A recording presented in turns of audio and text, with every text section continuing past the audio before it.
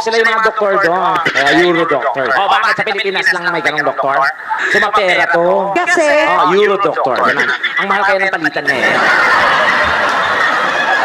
Sige, interview natin. sige. Ayusin muna natin. Okay, ayusin natin yung ano, ano ba? Paano? Fresh babulok. Ganun. Fresh ka bulo. Kalita kayo sa unahan ka.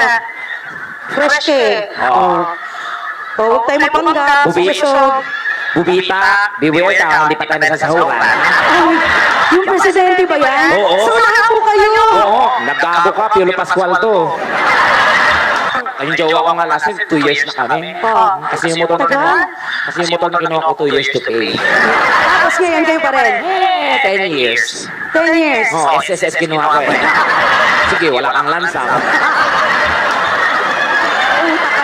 Kapitbahay namin dati, mag 70 na pero sobrang libo. Talaga? Oo, uminom ng Viagra. Oo. Eh ano, mainipin. Pag inom ng Viagra, hindi pa rin may effect. Inom siya ulit. In 15 minutes po, nakawalong Viagra. Walo! Oo, overdose, patay. Patay. Kawawa. Hindi na ilibing yung bangkay dati. Bakit? Kasi kung saan namatay, doon umipet. May korte siguro yung kabaong munday. Ako medyo mahina nakit na ako sa surgeon. Bakit? Kasi yung daddy ko, nung nagkaroon po siya ng tumor sa brain, talagang mother, nilalagarit talaga yung ulo, no?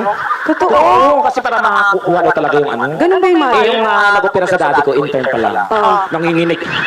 Ano nangyari? Nanginginig siya, oh. Ngayon, pagkabiyak ng bungo ng tatay ko, tabingi. Ngayon, nung binabalik niya na yung bungo, hindi naman kasya. Bakit? So, kinabahan yung doktor. Tinawag kami lahat ng mga pamilya.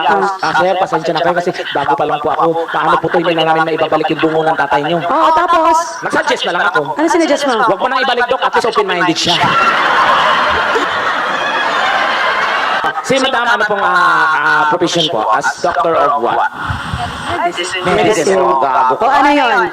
Doctor of medicine. Ano? Sila yung gumagawa ng medicine.